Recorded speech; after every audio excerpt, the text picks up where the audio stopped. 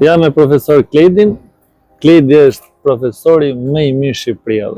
Nuk e them unë, po e thonë gjithë kursantët që ky mëson edhe i trajnon aq mirë dhe aq mirë i mëson sa që dalin berbera profesionistët. Ta themi kështu shjedhë që ta marrin vesh gjithë njerëzit.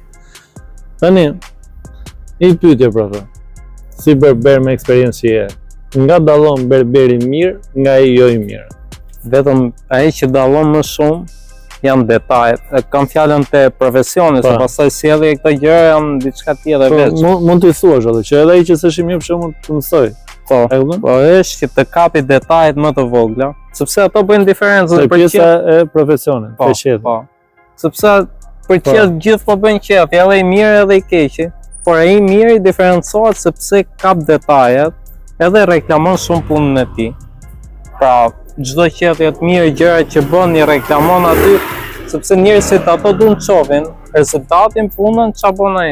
I bën reklam, marketing punës tij që njerëzit ta shohin dhe të krijojë sa më shumë klient. Plus pas edhe sjellja, apo.